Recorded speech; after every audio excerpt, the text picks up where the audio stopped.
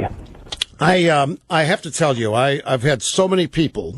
I've been off the past couple of days, but while this has been going on, I've had so many people email me so uplifted by what you did in the last 21 hours and what you did leading up to it. So many people so happy that there finally is some leadership, that so happy finally somebody who's doing in Washington what they were elected to do, what they said they were going to do. And I just, before we started, I'm sure you're hearing much the same thing, but I wanted you to know that while you're getting all these arrows, as pioneers do, there's a lot of appreciation and a lot of love for what you're doing out there. Well, Rush, thank you so much. Thank you for that encouragement, and thank you for your leadership.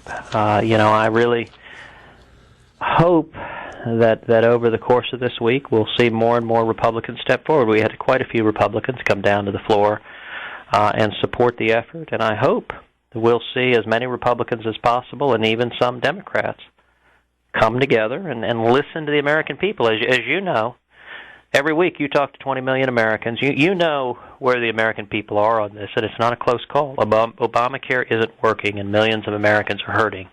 And if the Senate just listens to the American people, we'll do the right thing, and we'll vote to defund it. Well, in a political sense, it's been one of the things that surprised me, because you're right, no matter what poll you look at, a vast majority of people oppose this. And I look at this, politics isn't my business, getting votes isn't my business, but it seems to me that this is a ready-made opportunity. Here's a chance for the Republican Party to connect to a majority of the American people on a fundamental issue. If they're looking for something that could get them back, that could give them an identity, could give them a little boost, this seems to me to be it. But they seem to want to have no desire to oppose this in any meaningful way, and it's got me and a lot of people befuddled. Well, look, Rush, I understand that frustration. It's why I think in many ways the central issue that we were trying to focus on in the filibuster was not the continuing resolution. It wasn't even Obamacare, as horrific as it is for the economy. The central issue, I think, is the long-standing problem we have had with Washington not listening to the American people, with Democrats and Republicans, a lot of folks who've been in office way too long, who stopped listening to their constituents, and as a result, we see lots of theater, lots of empty symbolic votes, and very little willingness to actually stand up and fight on behalf of the American people. Theater is what you were accused. Michael Barone, as soon as you finished, accused you of engaging in theater, and that you knew it, and that you knew there's no way you have any prayer of accomplishing what you want to accomplish. Others have said that you're just fundraising, and you're making it look like you're doing something substantive, but it's just theater. Well, one of the approaches that those who want to maintain the status quo, who want to make sure Obamacare stays funded, who want to avoid any risk, one of the approaches they do is they try to make this all about people. They try to make it all about personalities. And listen, most Americans could not care less about any politician in Washington. They don't care about me. They don't care about anybody else either. And what is utterly maddening about all of these reporters is, what do they write about all day long? They write about the process. They write about the horse race. They write about this personality or the other. They act like they're Hollywood gossip columnists, writing about bickering. I mean, how many times have you and I both read the word Republican Civil War in the past week? Because that's what they like to write about. Right. And listen, what I tried to spend much of the filibuster all but begging the media to do. In fact, I explicitly said, listen, all right, you guys can't resist writing some about the process, some about that silliness, but let me just ask you 50% of what you write. Discuss the substance of how Obamacare is the number one job killer in the country, how millions of Americans are suffering, how it's forcing people into part-time work, how it's threatening millions of Americans' health insurance. Just write a little about the substance. And the strategy on the other side is really twofold. Number one, confuse the voters. Confuse the voters with procedural obfuscation, with complexity, so that they don't understand what's going on. And number two, make it all about personalities. And listen, others can engage in that game. Rush, I have no intention of defending myself or reciprocating. It's not about anybody. It's not about us. It is about listening to the American people and stopping this disaster, this nightmare, this train wreck that is Obamacare. One of the things I wanted to ask you about is I know you just said you don't want to defend yourself, and I'm not asking you to do this, but I do want to put to you a criticism that I have heard, and it is, you have too, that you have, oh heaven forbid, you have ignored the inside rules of the Senate, that you didn't go to your party conference to try to convince them, etc., to do this, and that you love just being an outsider, and that the precious rules of the Senate were not observed, and because of that, you're harming the party. Well, I will note that some of the folks making that argument, in fact, the only folks I've seen making that argument are not, in fact, senators. Not, in fact, senators who attend the meetings. Indeed, I've heard it referred to as the Thursday meeting of the conference. The meeting's actually on Tuesday, so the people who go on television purporting to know what they're talking about, they don't actually know what day the Senate meets. And more fundamentally, I've attended not all, but virtually all of the meetings since I've been in the Senate, and we have been discussing, number one, strategies on Obamacare for at least 6 months. Mike Lee and I have been going over and over and over again saying, does anyone else have an alternative? Does anyone else have any plan? And there's never been a plan, and we've been talking about this for months. So nobody has an argument, at least no one that's actually attended those lunches, that we didn't discuss this ad nauseum. Now, they have a different argument that we didn't wait for and get their approval and permission to stand up and do our best to fight this fight because, look, each of the 100 senators, we're elected by our constituents, and I've got an obligation not to my colleagues, but to 26 million Texans to fight for them. Senator, most of your colleagues said exactly what you said in the last 21 hours, in the last 2 weeks, in the last year. Most of your colleagues said years ago what you said. At the moment of truth, they're not to be found. They've sought solace somewhere else. But they don't seem to. I look at what you're doing, forgive me for characterizing, I look at what you're doing as simply doing what you were elected to do, as you said, but you're also drawing a line. At some point, we've got to say we're not going to allow this kind of freedom to be lost in this country. I think this is what this is about. What Obamacare substantively is what you're about. Rush, I think you are absolutely right. And to be honest, look, I think what Mike and I are doing, I don't view as a terribly big deal. We're trying to actually stand for the principles that every Republican in the Senate says he or she believes in. We're trying to actually listen to the American people, and we're trying to tell the truth. I mean, part of why, you know, people ask, why does Congress have, 10, 12, 15% approval rating?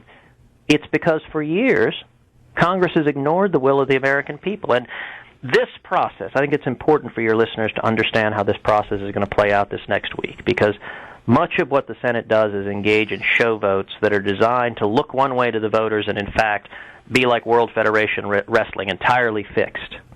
So what's going to happen next is on Friday or Saturday, we're going to have a vote on what's called cloture on the bill.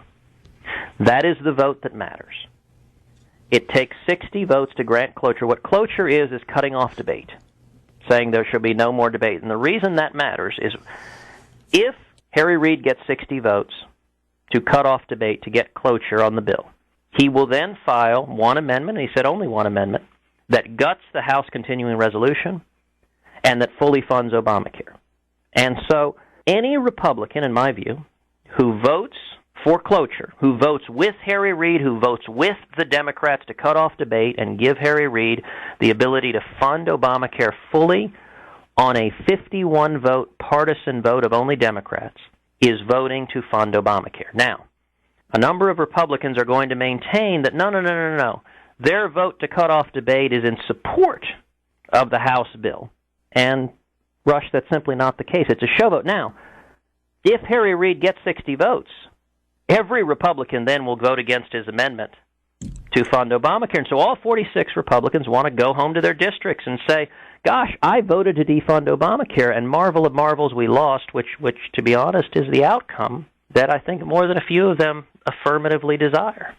And part of what's so problematic with Washington is how many Republicans want a show vote to pretend to their constituents they're fighting for what they say they're fighting for, rather than actually fighting for it and actually winning. And well, that's it. That's in a nutshell right there. I mean, that's the whole point. I mean, when you were running for Senate, you probably thought you were joining a lot of people that were like you, wanted to stop this. You get there, you find out you're one of 3 or 4. I will tell you the single biggest surprise on arriving to the Senate is the defeatist attitude here. I mean, we don't even talk about how to win a fight. There's no discussion about that. We talk about, hey, let's get a show vote so we can go tell our constituents we're doing something.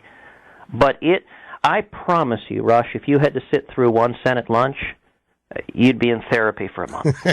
I don't know that you could.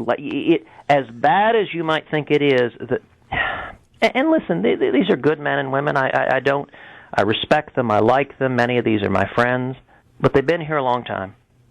And they're beaten down, and they don't believe we can win. They don't believe it can happen. And the answer they say on every issue is, no, we can't do it. We can't do it. You're trying to get the American people to stand up and rise up and give them some energy. I understand that. That's another thing what you're doing, I think, is misunderstood. Look, I know you're really tired. I've got a couple more questions. I got to take a break. Sure. Can you hang on? If you can't, I totally understand. I am here for as long as you'd like me. Cool. Be right back, folks. Do not go away. Senator Ted Cruz with us here on the EIB. Little over an hour removed from his 21-hour filibuster on the floor of the United States Senate.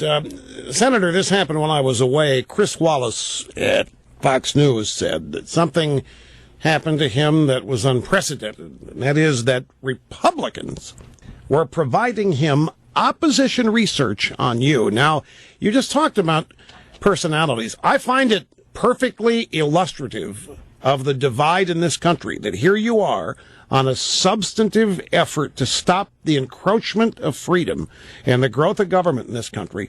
And the issue is you and your personality, the media, obviously. But the Republicans, apparently, some of them have joined this and made you and whatever your personality quirks are the issue rather than what you're talking about. I've not heard of the media being given opposition research by Republicans on another Republican.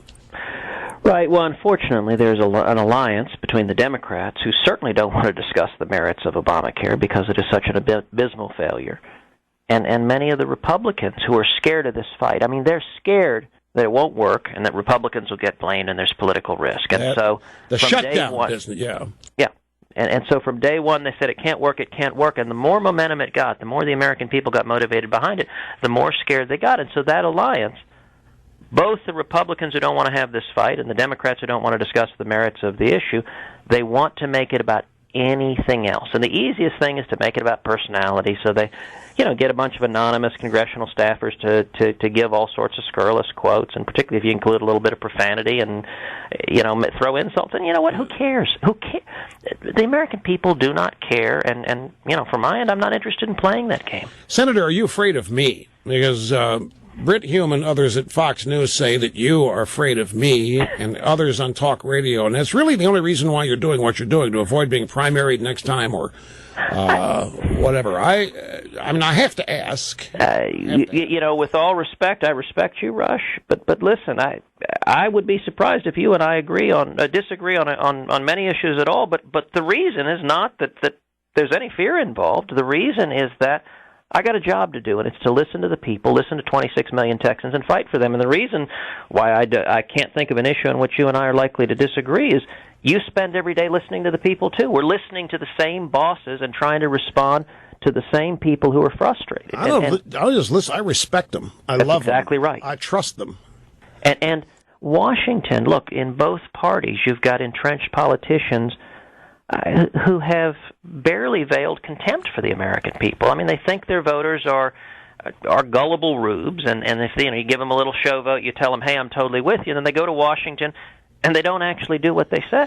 Well, you do have that support, Senator. I've got to wrap it up here, and I know you have other things to do, and I can't tell you how much I appreciate this time that we've had with you here since your filibuster. Thank you, Rush. Let me quickly say three things as we're wrapping up. Just one, I had the great privilege during the filibuster of reading your dad's essay, "The Americans Who Risked Everything." I'm so honored. I have this. I have the tape. It was inspirational, and I'll tell you, it brought tears to my eyes. It's really powerful and beautiful.